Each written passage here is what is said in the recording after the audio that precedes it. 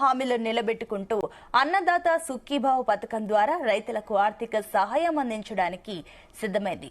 ప్రతి రైతు కుటుంబానికి 20,000 ఆర్థిక సహాయం అందుతుంది. కౌలు రైతులకు కూడా ఈ పథకం వర్తిస్తుంది. అర్హులైన రైతుల జాబితాను వ్యవసాయ శాఖ సిద్ధం చేస్తుంది. పూర్తి వివరాలను త్వరలోనే వెల్లడి కానున్నాయి. ఈ పథకం రాష్ట్రంలోని రైతుల జీవితాల్లో వెలుగులు నింపనుంది.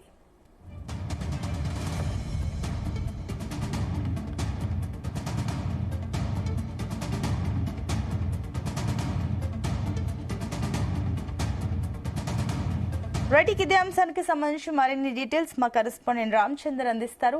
Yes Ramachandar. Good morning Sunitha. అయితే ఆంధ్రప్రదేశ్ లో ప్రభుత్వం ఎన్నికల హామీలను ఒక్కొక్కటిగా అమలు చేసేందుకు కార్యాచరణ మొదలు పెట్టినట్టుగా తెలుస్తోంది. అయితే ఇప్పటికే పలు హామీలను అమలు చేయగా ఈ నెలలోనే మరో 2 హామీల రెండు పథకాలను కూడా నెరవేర్చేందుకు కూడా ప్రభుత్వం సిద్ధమైంది. ఈ 2 పథకాల్లో ముఖ్యమైనదిగా మనం చెప్పుకోవచ్చు అన్నదాత సుఖీభవ. ప్రభుత్వం ఒక్కో రైతుకు 20,000 సాయం అందిస్తారు. ఈ పథకాన్ని సొంత భూమి లేక కౌలు రైతులకు కూడా ఆర్థిక సహాయం అందించాలని చెప్పి కూడా నిర్ణయం తీసుకునింది. ఏపీ ప్రభుత్వం అందించే 20,000ను 3 విడతల్లో ఇస్తారు. 20,000 రూపాయల్లో పీఎం కిసాన్ పథకం కింద ఇచ్చే 6,000 రూపాయలు కూడా ఇందులోనే జమ చేయనున్నారు. అయితే అడవి భూములపై హక్కులు ఉన్న వారికి కూడా ఈ పథకం వర్తిస్తుంది. ఈ పథకానికి సంబంధించి వ్యవసాయ శాఖ అధికారులు రైతుల వివరాలను కూడా పరిశీలించి అర్హుల జాబితాను తయారు చేస్తున్నారు.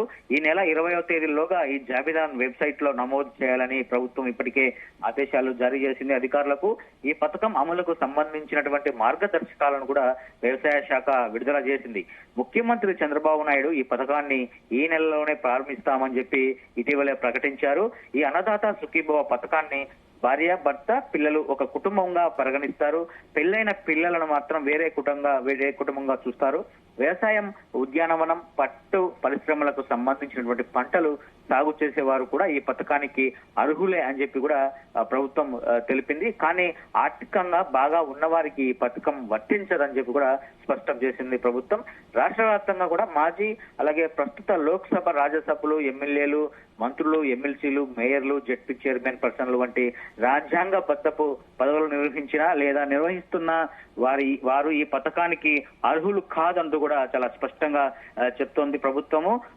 అయితే అలాగే కేంద్ర రాష్ట్ర ప్రభుత్వ ఉద్యోగులతో పాటుగా ప్రభుత్వ రంగ సంస్థల్లో పనిచేసేవారు, స్థానిక సంస్థల్లో శాశ్వత ప్రాతిపదికన పనిచేసేవారు అన్నదాత సుఖీభవ పథకానికి అర్హులు కాదు అని చెప్పి కూడా ప్రభుత్వం స్పష్టంగా చెప్తోంది. అయితే ఇటు నెలకు 10,000 లేదా అంతకంటే ఎక్కువ పెన్షన్ తీసుకునే వారు కూడా అనర్హులే అని చెప్పి కూడా చెప్తున్నారు. అయితే multi tasking staff, class 4, group D ఉద్యోగులకు మినహాయింపు ఉంది. ఈ పథకానికి అర్హులే అని చెప్పి కూడా ప్రభుత్వం తేల్చింది.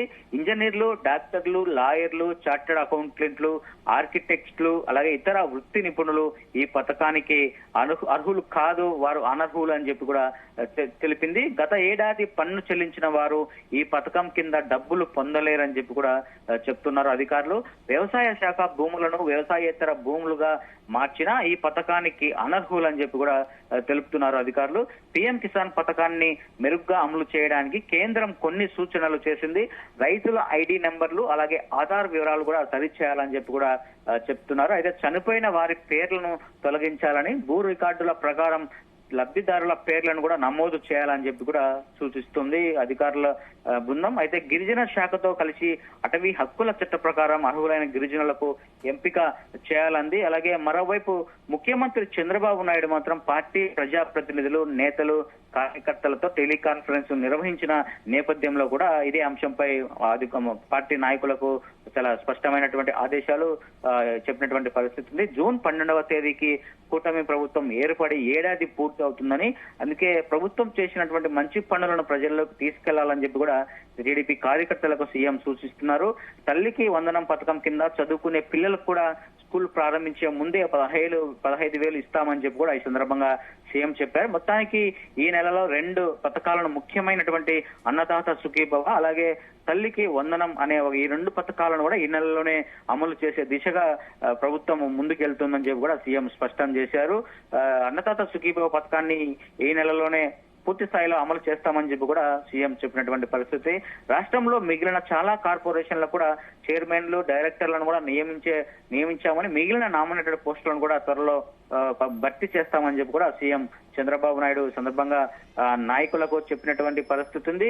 మొత్తానికి ఏదైతే అన్నదాత సుఖీభవ పథకం ఏదైతే ఉందో ఆ పథకాన్ని మీదనే ఎక్కువగా ఫోకస్ పెట్టాలి. ఎందుకంటే రైతులకు సంబంధించిన అంశం కాబట్టి రైతులు ఎవరు కూడా అర్హులైనటువంటి రైతులు ఎవరు కూడా మిస్ అవ్వకూడదు, వారు బాధపడకూడదు.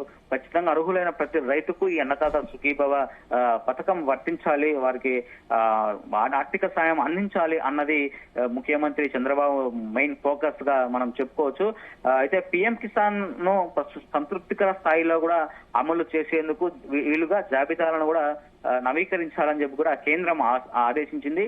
ఈ నెల ఆఖరులోగా ఈ జాబితాను సిద్ధం చేయనున్నారు అధికారులు. చనిపోయిన వారి పేర్లను తొలగింపు చేసి ఆ చనిపోయిన వారికి వారసులు ఎవరు, ఆ కుటుంబంలో ఎవరైనా ఉంటే వాళ్ళను కూడా ఇందులో చేర్చాలని చెప్పి కూడా ఆదేశాలు ఇచ్చారు అధికారులకు.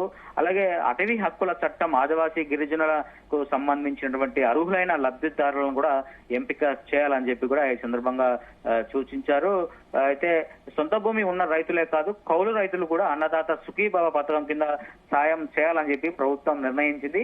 ఒక్క రైతుకు 3 విడతల్లోగా 20,000 చొప్పున అందజేయనున్నారు. పిఎం కిసాన్ కింద ఇచ్చే 6,000తో కలిపి కూడా ఈ మొత్తాన్ని జమ చేయనున్నామని చెప్పి కూడా సీఎం చంద్రబాబు నాయుడు గత ఇచ్చిన హామీలో భాగంగానే ఈ మొన్న జరిగినటువంటి నేతలతో సమావేశంలో కూడా టెలికాన్ఫరెన్స్ లో కూడా ఆయన చెప్పడం జరిగింది. అటవీ భూములపై హక్కు కలిగినటువంటి ROFR వారిని కూడా అర్హులుగా గుర్తించనున్నారు.